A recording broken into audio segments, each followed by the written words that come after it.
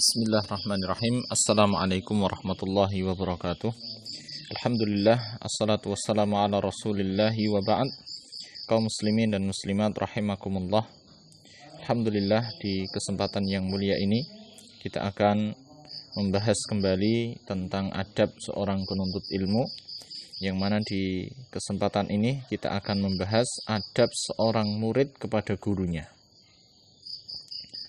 Jadi selain seorang murid harus memiliki adab dalam menuntut ilmu, maka seorang murid juga harus memiliki adab ketika bermuamalah dengan gurunya, yaitu adab seorang penuntut ilmu kepada gurunya.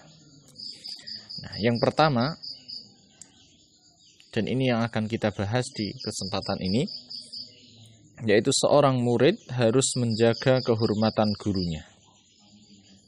Sebagaimana telah dijelaskan bahwa menuntut ilmu harus dari seorang guru, tidak cukup hanya belajar dari kitab, akan tapi harus dari seorang guru. Maka seorang murid harus menjaga kehormatan gurunya, dan itu adalah tanda keberhasilan dan kesuksesan seorang murid di dalam menuntut ilmu. Maka jadikanlah guru orang yang kamu hormati.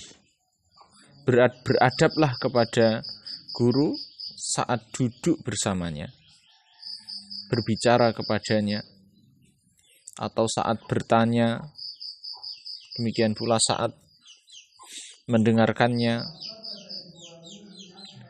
Dan saat bertanya, jangan terlalu panjang. Jangan pula mendebatnya. Kemudian jangan pula mendahului guru dalam berbicara atau mendahului guru di dalam berjalan. Jangan banyak berbicara di hadapannya, atau ikut menyampaikan pembicaraan saat guru sedang menyampaikan pelajaran, saat guru sedang belajar. Kemudian pula saat bertanya, jangan memaksa untuk mendapatkan jawaban. Jangan pula banyak bertanya kepadanya, terlalu banyak bertanya, terutama ketika di hadapan banyak orang.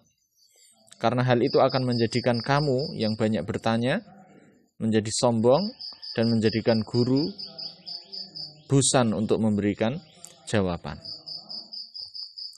Kemudian termasuk penghormatan kepada guru atau menjaga kehormatan guru, jangan memanggil guru dengan namanya secara langsung. Akan tetapi sebaiknya panggillah guru dengan panggilan yang baik. Misalnya, ya ustadzi, ya syaikhi, wahai guruku. Jangan dengan menyebut namanya, ya fulan, ya siapa, langsung namanya. Ini termasuk dalam menjaga kehormatan seorang guru. Kita perhatikan bagaimana Allah Subhanahu wa ta'ala menunjukkan adab seorang kepada gurunya. Allah Subhanahu wa ta'ala berfirman, la taj'alu du'a ar-rasuli bainakum ka du'a'i ba'dikum ba'dha. Allah mengatakan, jangan kalian jadikan panggilan kepada Rasulullah. Beliau adalah guru dari para sahabat saat itu. Jangan kalian jadikan panggilan kepada Rasul kadu'a'i ba'dikum ba'dha, seperti panggilan antara kalian dengan yang lain. Jadi harus berbeda bagaimana memanggil Rasulullah sallallahu alaihi wasallam. Jangan langsung namanya. Demikian pula kepada guru, jangan memanggil nama guru secara langsung.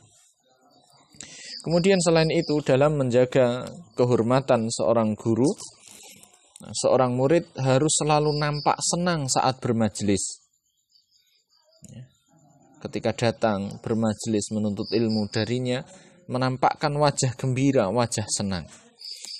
Kemudian jika nampak guru melakukan sedikit kesalahan, jangan jadikan itu untuk merendahkannya. Terkadang guru melakukan sedikit kesalahan, misalnya dalam membacakan ayat, dalam menyebutkan hadis, atau di dalam membaca kitab Nah, terkadang ada sedikit kesalahan, maka seorang murid jangan menjadikan kesalahan itu untuk merendahkan gurunya. Karena jika itu dilakukan, maka justru akan menjauhkan dia dari ilmu yang dimiliki oleh guru tersebut. Karena tidak ada orang yang lepas dari kesalahan. Kesalahan adalah sesuatu yang pasti ada pada seseorang.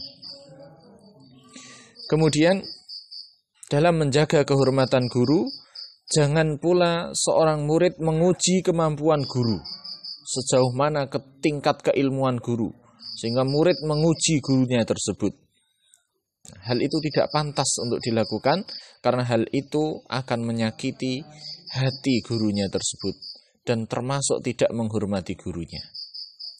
Kemudian terakhir, dalam rangka menghormati atau menjaga kehormatan guru, ketika seorang murid ingin pindah kepada guru yang lain, ingin pindah majelis, ingin mungkin akan pindah kalau zaman sekarang misalnya pindah pondok atau ingin melanjutkan ke jenjang yang selanjutnya di lembaga pendidikan lain, maka hendaknya seorang murid meminta izin kepada gurunya dalam rangka menjaga kehormatannya, dalam rangka menghormatinya.